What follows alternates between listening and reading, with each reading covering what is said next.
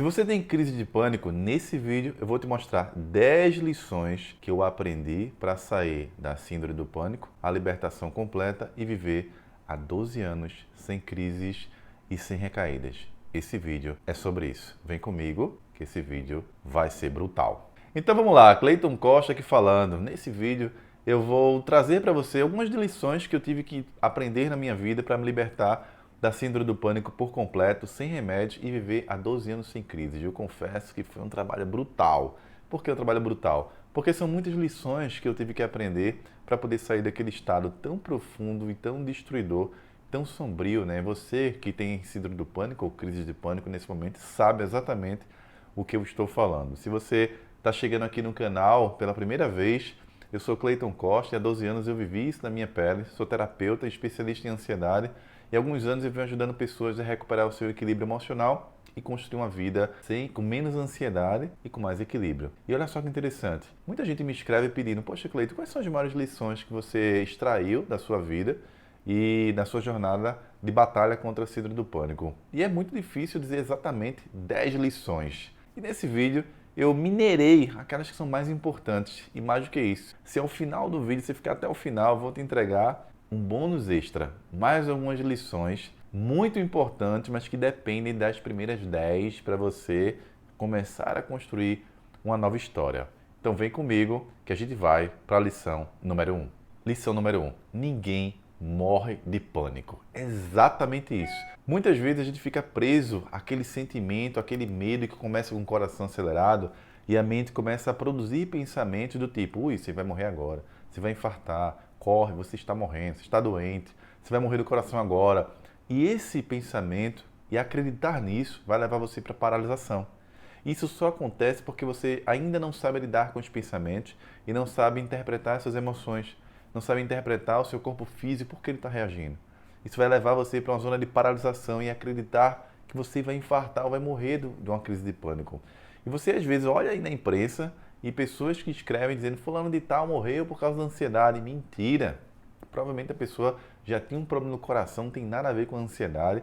Ou a pessoa estava num estado de ansiedade por vários outros problemas, mas o problema dela, o que causou a morte dela, não foi a ansiedade, a crise em si. O que eu quero dizer para você é o seguinte, a crise de pânico não vai te matar. Isso é um dos maiores mitos quando envolve a ansiedade que leva muitas pessoas a paralisar a vida inteira. O que vai acontecer, você acreditar que vai morrer numa crise de pânico, é só você lembrar do que você viveu até hoje. Talvez você já tenha tido 1, 2, 3, 4, 5, eu tive 7 crises seguidas. Dessas 7, 3 ou 4 vezes que eu lembro, fui bater no hospital. Então você pode lembrar que você já teve uma crise antes, a mente disse que você ia morrer e você não morreu. Sabe por quê? Porque você não vai morrer de uma crise de pânico. E ao final da sua vida, se você acreditar nisso, 20, 30, 40 anos, você vai perceber o seguinte, caramba, eu passei a minha vida inteira acreditando que eu ia morrer de crise de pânico e não morrer. É exatamente isso. Ninguém morre de pânico. Tatua no teu ser e vamos para a lição número 2. Lição número 2. Você não é os seus pensamentos. Essa é uma das maiores leis dos pensamentos, uma das maiores leis universais que existe, a lei dos pensamentos. Você não é os seus pensamentos. E quando você entende que você não é os seus pensamentos, essa voz que às vezes fica na sua cabeça, essas coisas que a mente fala para você, é apenas um pensamento. Pensamento não pode te machucar, pensamento não pode mandar você fazer uma coisa que você não quer fazer, pensamento não pode criar uma realidade que você não quer criar. Pensamento é apenas um pensamento. E o pensamento ele vai sempre existir quando a gente está vivo e tem emoções. Os pensamentos vão mandar muitas vezes respostas de emoções que a gente suprimiu dentro da gente. Não quer dizer que o pensamento é você. Então se o pensamento diz, ui, você vai morrer agora, você olha para sua mente, percebe que ele está lá, se dissocia dele, lembra desta lei e diz, se eu tivesse de morrer, eu já teria morrido. A mente diz, ui, sai daí que você vai passar mal. Aí tu diz, daqui a pouco eu saio. Aí a mente diz assim, ó, se você for lá pro shopping, você vai cair na frente de todo mundo. Não vai não. Aí você fala, faz o seguinte, deixa pra mim falar isso quando eu estiver lá. Ou seja, quando você entende que você não é os seus pensamentos, você começa a conversar com esses pensamentos. E magicamente eles vão silenciar. Por quê? Porque você está no poder, no controle dos seus pensamentos. E para você ter poder sobre você, você precisa se dissociar deles, entendendo essa lei fundamental. O que faz a gente sofrer? A ignorância. O que faz a gente sofrer é quando o pensamento fala algo, ai meu Deus, a minha mente disse para eu fazer isso. Peraí, mas você não é a sua mente, você não é os seus pensamentos. Se a mente fala, esse cara é muito chato, essa pessoa vai te machucar, tu vai passar mal, elas estão rindo de você, eu acho que não gostaram do que você falou. São só pensamentos. Eu estou aqui observando os pensamentos e estou fazendo o que eu quero fazer. Se a mente falar para mim, não vai fazer exercício hoje, porque hoje a gente está cansado, eu digo, quando eu estiver fazendo exercício, você fala comigo. Se a mente fala, ui, você vai morrer do coração, eu digo, se eu tivesse de morrer, eu já teria morrido. Né? É a 7ª crise que eu estou tendo. Bora parar com essa palhaçada aqui? Então, olha que interessante. Você começa a confrontar os seus pensamentos e às vezes você pode fazer isso de maneira até ridícula, ridicularizar os seus pensamentos. E aí você vai perceber que ele vai começar a perder poder sobre você e vai ficar embaixo dos seus pés. Porque você é que tem poder e não eles. Tem uma passagem em Eclesiastes, a passagem 10, 7, que diz o seguinte: eu tenho visto escravos andando a cavalo e príncipes andando a pé como se fossem escravos. Ou seja, você nasceu para ser príncipe da sua própria mente, para governar os seus pensamentos, governar a sua mente. Quando você permite que os seus pensamentos falem e você responde a eles, você se tornou um escravo. É exatamente isso que diz essa passagem. Você tem que assumir o poder entendendo que você é o governante, você é o príncipe, você é o rei da sua mente. E parar de ouvir esses pensamentos e responder. Perceba que quando a mente diz, faça uma coisa, não quer dizer que você vai fazer. Então, por exemplo, uma das principais fases mais brutais da síndrome do pânico é uma fase chamada despersonalização. Aqui no canal tem um conteúdo exclusivo sobre isso, tem uma aula profunda sobre esse conteúdo, despersonalização. Despersonalização tem uma fase em que a mente produz pensamentos do tipo, você vai machucar sua namorada, você vai esfaquear ela, ui, pula da janela que melhora tudo. Ou você vai. Aí eu vi uma notícia, por exemplo, nos Estados Unidos, uma pessoa que saiu matando todo mundo na escola. Meu Deus, será que eu vou fazer isso? Será que eu vou surtar? Será que eu vou enlouquecer? E aí eu ia para a Receita Federal, quando eu trabalhava lá na época, e achava que ia sair matando todo mundo. E nesse momento a gente acha que está ficando louco, a gente acha que vai fazer mal a outras pessoas. Quando eu entendi essa lei, a mente falava e dizia, tá louco que eu não vou pegar uma arma e matar todo mundo, eu não sequer sei atirar. Claro que eu não vou machucar a minha namorada. Eu amo ela. Como é que eu vou machucar? Eu a amo profundamente. Claro que eu não vou machucar minha namorada. Eu a amo profundamente. Como é que eu faria mal a ela? Não faz o menor sentido. Aí a mente silenciava. Porque quando ela fala, eu respondo na posição de príncipe e não na posição de escravo. E a gente vai para a próxima lição. Lição número 3. Todo sintoma tem uma causa. Um grande problema de pessoas que sofrem de ansiedade e, sobretudo, síndrome do pânico e crise de pânico é não entender a lei mais universal e básica da vida humana, a lei da causalidade. Todo sintoma tem uma causa, para tudo existe uma causa na natureza. Tudo na natureza tem uma causa. O mar quebra na praia, arrebenta na praia. Tem uma causa para isso. Existe uma lei da natureza por trás daquilo ali. Você não vai ver um rio andando ao contrário, de trás para frente. Aliás, de frente para trás. O rio tem um fluxo, depende dos ventos, depende de muita coisa. É exatamente assim com a gente também. A natureza está dentro de nós. Para cada sintoma tem uma causa. O estômago dói porque eu tenho medo ou culpa aqui dentro. Tenho um bolo na garganta porque eu estou entalado que não consigo dizer não, porque eu me sinto, eu tenho medo do conflito, aí eu entalo as coisas aqui dentro. Estou com peso nas costas que estou carregando problemas que não são meus. Tenho muito medo aqui, o coração está acelerado porque o coração está respondendo a medos inconscientes que você guarda e outros medos conscientes que você já sabe que tem. Então, cada sintoma é só uma resposta para uma causa. Entender isso é entender. Então tem uma causa. Se tem uma causa, eu vou buscar encontrar. Como? Com autoconhecimento. E a gente vai para a próxima lição. Você não pode vencer aquilo que você não vê. É a aceitação. Um dos problemas de pessoas que estão nessa fase, e eu passei por isso, eu fazia de conta que não era comigo. Eu negava, eu não queria ser visto como uma pessoa que tinha síndrome do pânico. Eu tinha preconceito com isso. Tinha preconceito em ser estigmatizado assim. E da mesma forma que eu tinha preconceito, depois que eu aceitei o processo, eu vi o preconceito de outras pessoas comigo. Vi amigos se afastando de mim. Eu estava dentro de uma roda de estudo para concurso público, ninguém queria estar comigo. Todo mundo, quando começava a falar do que eu sentia, as pessoas se afastavam. Parece que eu tinha uma doença que pegava. E eu fui me sentindo mal ali. Mas ao mesmo tempo eu entendi que tem coisas na vida que a gente tem que passar sozinho. E passar sozinho não significa que você não vai buscar ajuda de outras pessoas. Significa que os seus amigos e às vezes familiares, eles não entendem a sua dor. Então você vai ter que buscar pessoas que entendem a sua dor para te ajudar. E o mais importante é entender isso. Mais importante é entender isso. Mais importante é que você precisa aceitar o processo. Aceitar passar pelo processo. E aceitar significa, ok, eu estou passando por um momento de um problema emocional, e a ansiedade é emocional, não é espiritual, como alguns dizem. E eu estou disposto a vencer isso. Eu me entrego para a vida. E aí tem uma passagem que eu lembro de Jesus, quando ele é questionado por um de seus discípulos, e ele acerca da aceitação da vida, e ele fala o seguinte, Jesus diz assim, ó, se você quiser vencer o mundo, você vai precisar aceitar todas as coisas que ele oferece. Ele quis dizer o seguinte, eu preciso aceitar as coisas ruins e as coisas boas também, tanto fora quanto dentro. Eu preciso aceitar os meus defeitos, minhas qualidades para me sentir inteiro, para estar inteiro, estar na minha totalidade, como a gente chama. Eu preciso aceitar os meus medos para recuperar e ter autoconfiança. Eu preciso enxergar a carência emocional para poder enxergar o amor próprio que eu tenho que desenvolver. Eu preciso enxergar a culpa que eu sinto para poder encontrar o perdão para sanar isso.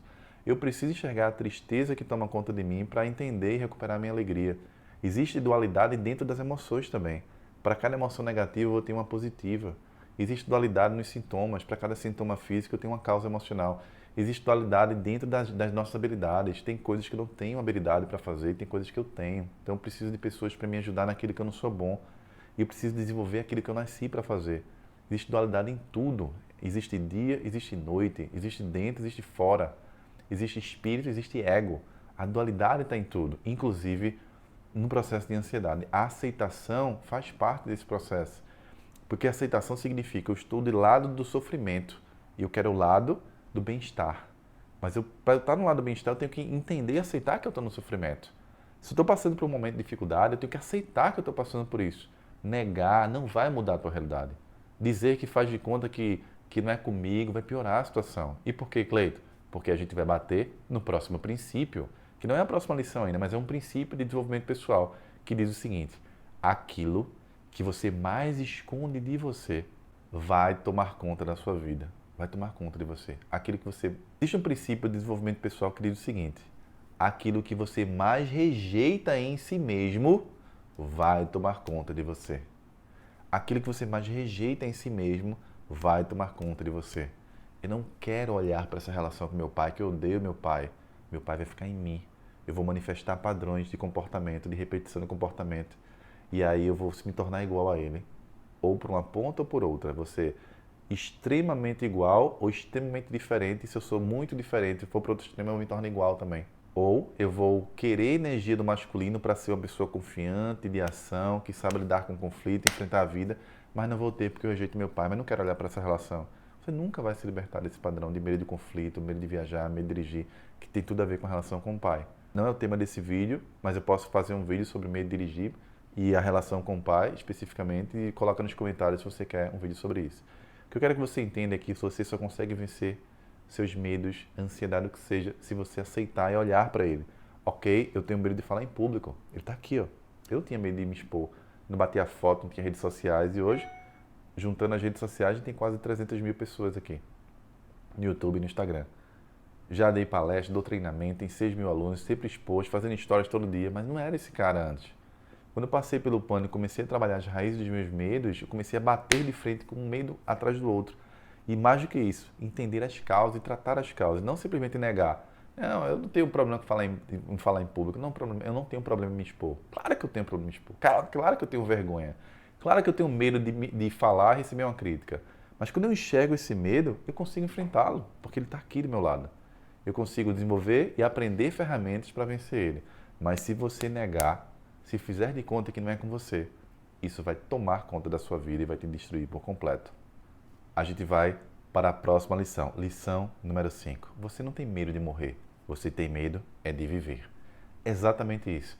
Existem várias camadas para o medo de morrer. Eu falei da camada emocional, que é aquele que o corpo reage e a mente interpreta que aquilo é um infarto. Mas existe o medo de morrer filosófico. E do ponto de vista filosófico, o medo de morrer se manifesta no outro extremo. Então perceba, eu falei da causalidade, eu falei da lei dos opostos também. E eu falei que os extremos opostos são iguais.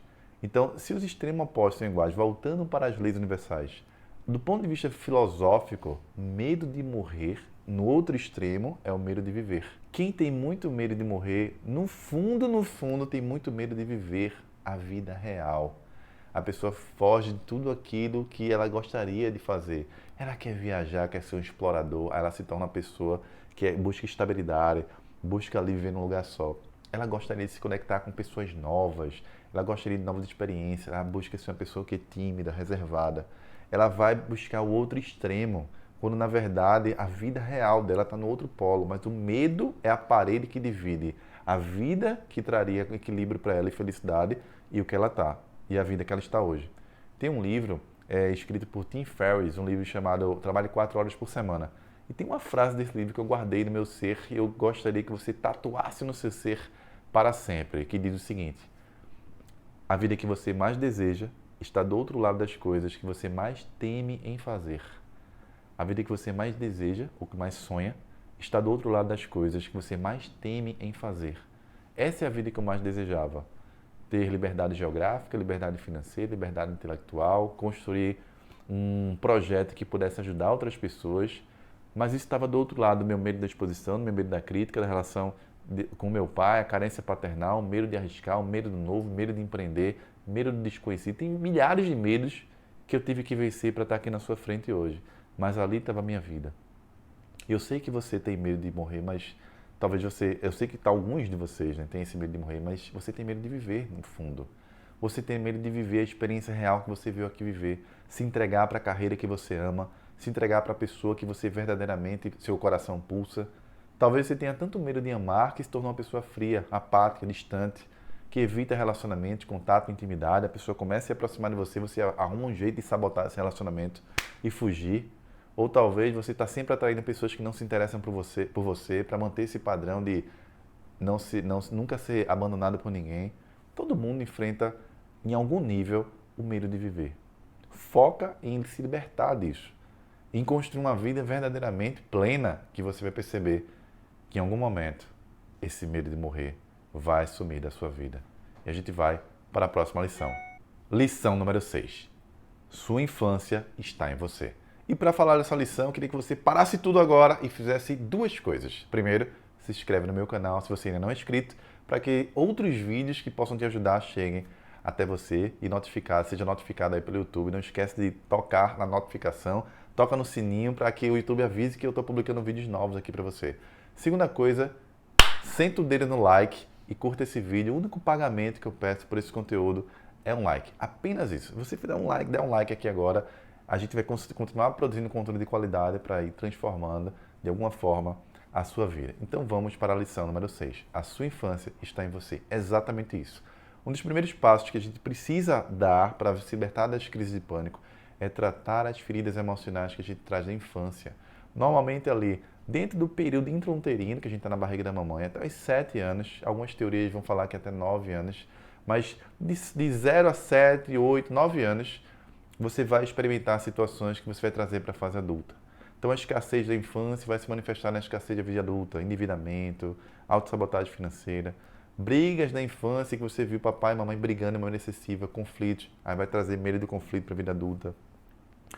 Carência paternal, você foi abandonada pelo pai, passou por separação, uma criação muito rígida, ou não se sentia amado pelo seu pai, aí você é um adulto hoje carente de pai, uma pessoa que não sabe dizer não, que aceita migalhas de amor na sua relação, com distorções no seu casamento hoje.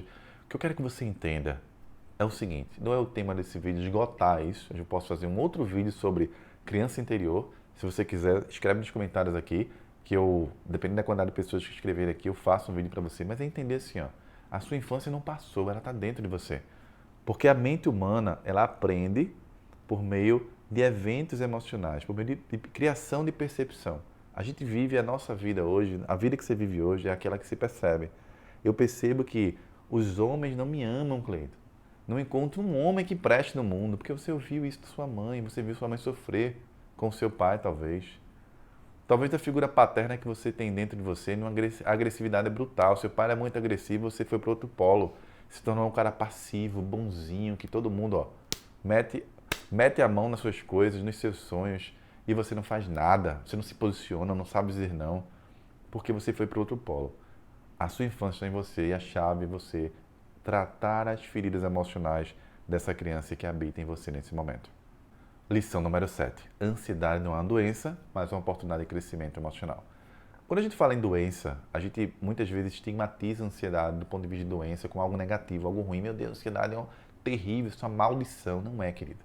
Ansiedade são emoções reprimidas que você guarda em você e que não sabe que em algum momento vai vir à tona. E tem um vídeo aqui que eu falo sobre isso, as raízes da ansiedade, depois dá uma procurada aqui no meu canal.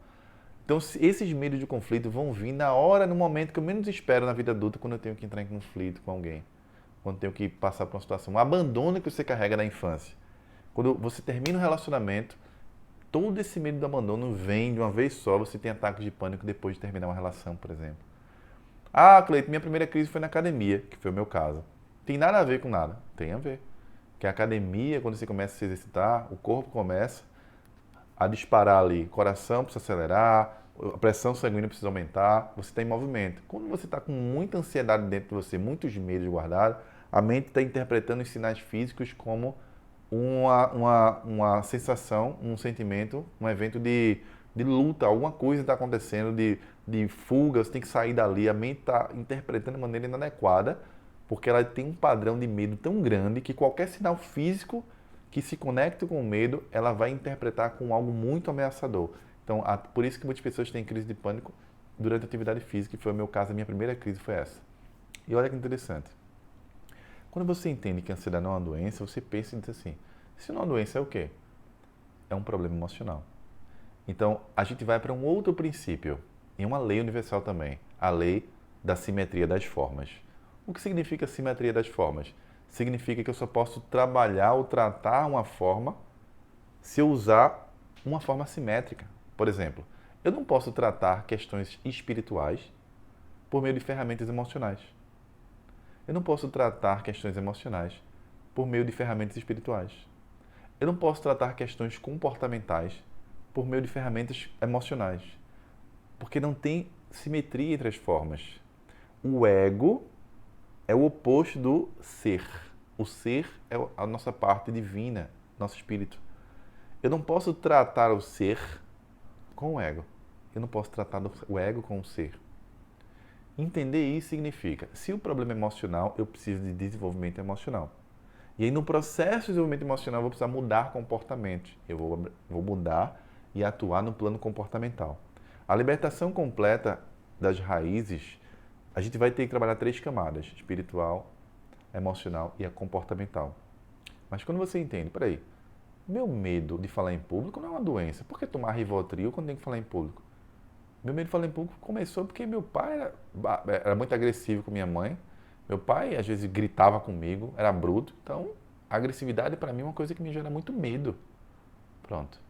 Você vai tratar esse medo e vai se libertar de falar em público, de aprender a falar em público. Não é uma doença. Perceba que a emoção não é uma doença.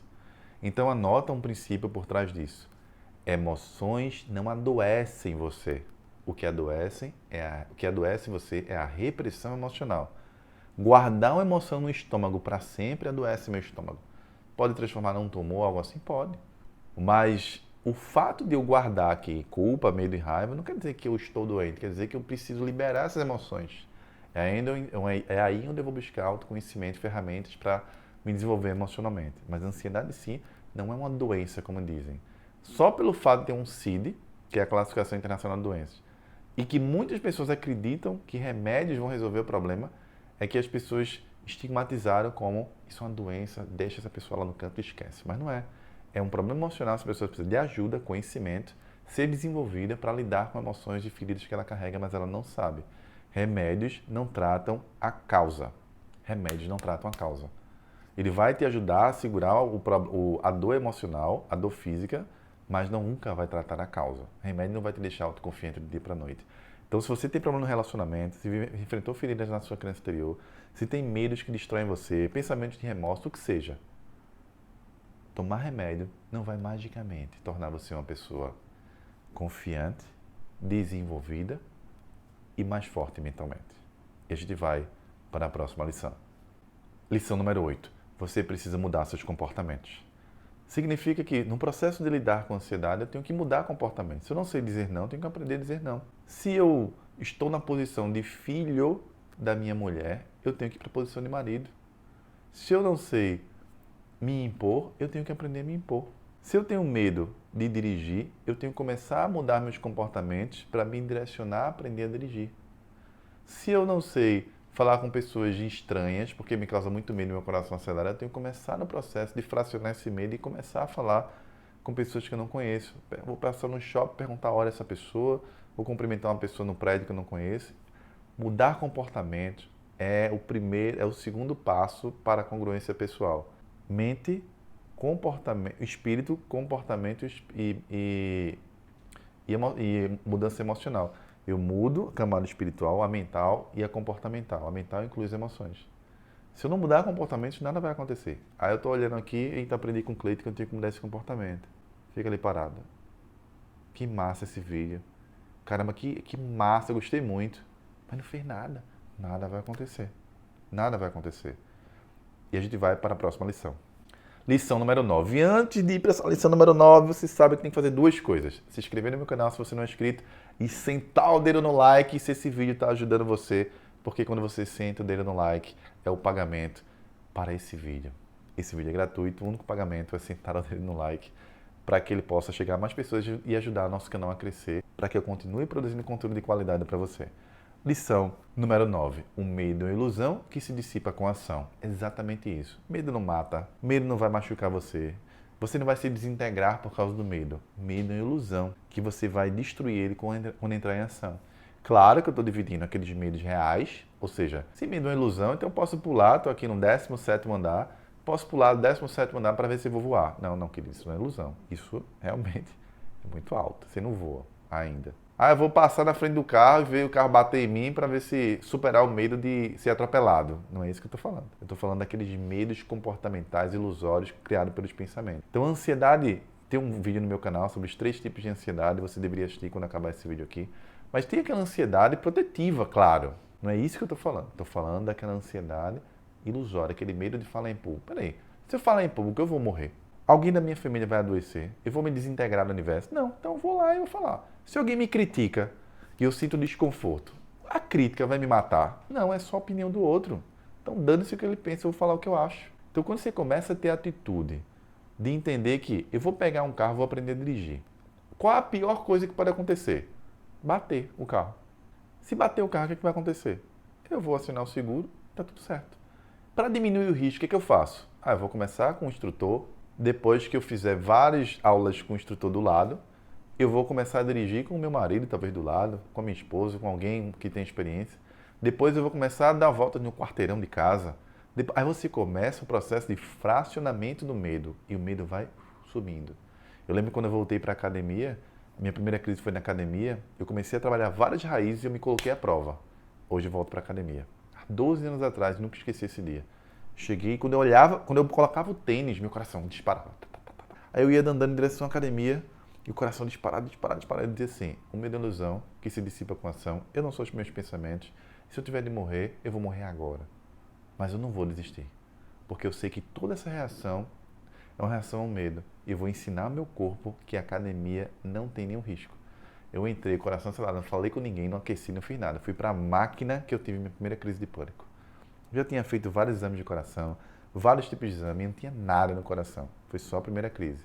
Todo mundo que passa pela primeira crise de pânico, o primeiro local da crise fica ancorado na mente ali, ó. E desancorar o primeiro local da crise é um grande passo de mudança pessoal para vencer as crises de pânico. Voltei, comecei a fazer a máquina, não lembro, é o voador, né? Voador, aquela máquina que você sente e fala. Eu fazia, a mente dizia, tu vai morrer. Sai daí, Cleiton. Sai daí agora. Cada vez que eu dizia, sai daí, eu botava mais uma pastilha. Sai daí, tu vai morrer. Mais uma pastilha. Para agora, para agora. A mente falando. Eu dizia assim, só porque você falou para agora, vou dar mais uma pastilha e fazer mais uma série aqui. E daqui a pouco, a mente silenciou. O coração tá, tá, tá, tá, tá, tá, tá, tá, tá, tá, tá, tá, tá, tá. O coração parou. Naquele momento, o cérebro entendeu: aqui não existe nenhum risco. Aqui não existe nenhum risco. E nunca mais eu tive uma crise de pânico na academia. Olha que interessante. Porque você nasceu para ser príncipe e não escravo da sua mente. E a gente vai para a próxima lição. Essa é a 10ª lição, dos mais importantes de todos. Ninguém sabe tudo. Quem acredita que sabe tudo? Eu vou sozinho, já sei tudo. Vai se estrepar na vida, vai se quebrar. Por quê?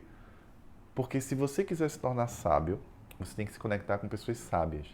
Se você quiser crescer, você tem que estar num ambiente de pessoas que querem crescer. Se você quiser expandir a sua mente, você tem que estar conectado com uma pessoa de mente expandida. Se você quiser ter uma mentalidade de campeão, você tem que estar junto com pessoas que têm mentalidade de campeão. Por quê, Cleiton? Porque a mente, ela vai aprendendo normalmente por modelagem. Se eu estou num ambiente que as pessoas estão dizendo, eu estou com ansiedade, eu estou tomando esse remédio aqui, vou tomando esse agora, e aí minha vida não melhora. Aí começa a falar de desemprego, problema com o marido, com o filho. Aí você escuta todas aquelas notícias ruins, aquela negatividade vai para a tua mente, soma com o que você já tem e mais ansiedade vem. Então tem que se libertar de pessoas negativas, mas o mais importante dessa lição é o seguinte: tenha mentores. Exatamente isso, tenha mentores. Quando eu entendi isso, quando eu passei pelo pânico, eu tenho um mentor em várias áreas da minha vida. Tenho mentores em várias áreas da minha vida. Eu tenho um mentor para marketing, eu tenho um mentor para questões emocionais, eu tenho um mentor para negócio, eu tenho um mentor para aconselhamento, ou seja, um amigo que é um mentor para mim quando eu preciso de um conselho sincero. Sabe aquela pessoa que ela vai te dizer a verdade nua e crua e dolorosa que você vai ouvir, precisa ouvir, e que ela não é uma pessoa que tem inveja de você, não é uma pessoa que é a sua destruição, é a pessoa que ela vai dizer, quer o melhor para você, mas ela vai falar a verdade. Eu tenho essa pessoa na minha vida. Então, quando eu estou com dificuldade na nossa empresa aqui, na nossa escola, eu vou buscar mentores que entendem de negócio digital. Se eu tenho dificuldade para crescer nas redes sociais, um ponto ali, o conteúdo não está rodando, eu tenho mentores que entendem disso. Marketing, mentores que entendem disso. É emocional. Eu preciso evoluir emocionalmente agora para ir para o meu próximo nível profissional. Eu tenho mentores que me ajudam nessa área emocional. Você precisa de mentor para tudo, inclusive espiritual. Alguém que te caminhe num campo espiritual, que entenda muito mais do que você disso. Não é porque você, eu já li a Bíblia de trás para frente, mas ler a Bíblia não significa experiência com Cristo, não significa experiência com Deus. Você tem que pegar aquela pessoa que tem experiência com Deus por meio das dores que ela carregou na vida e sabedoria da palavra também. Então, você tem que ter mentores. E eu me tornei mentor de muita gente, porque eu trago as pessoas para o nível que eu estou. Eu vou me alicerçar em pessoas que estão em um nível acima de mim, mas também eu vou ajudar as pessoas que estão abaixo. Então, hoje, você vai buscar mentores para te ajudar. Amanhã, você vai ser mentor de outras pessoas, porque é assim que o universo faz. A gente estende a mão e ajuda uma pessoa. Mas no passado você vai estender sua mão e pedir ajuda a outra pessoa. E eu fui muito arrogante no começo. Eu dizia que não queria ajuda de ninguém, porque eu não preciso, que eu sei de tudo, porque eu passei em vários concursos e me achava super inteligente. Mas eu era inteligente intelectualmente falando, não mente racional, mas emocionalmente eu era um analfabeto emocional. Porque inteligência racional não quer dizer nada, intelectual não quer dizer nada. O jogo aqui é emocional, é a inteligência das suas emoções que eu estou falando. Então tenha mentores. É a última lição de hoje, a lição número 10. Agora eu vou entregar os bônus, as três lições finais, apenas para quem se inscrever aqui nesse momento no canal. Então para tudo, se inscreve aqui no canal, senta o dedo no like, porque esse bônus vai ser para você. Então vamos lá. 3 bônus que eu trago aí, experiências a mais de lições que eu acredito que vai te ajudar, sobretudo você aí que acredita que não tem mais jeito para você. Então olha só que interessante. Existe jeito para tudo quando o assunto é questões emocionais. Por mais que você esteja sofrendo hoje, por mais que você procurou a ajuda de milhares de pessoas já, milhares não diria, né? Mas de algumas pessoas. Fiz terapia com não sei quem, fiz um curso com não sei das quantas, fiz um curso com não sei de quem, não deu jeito ainda.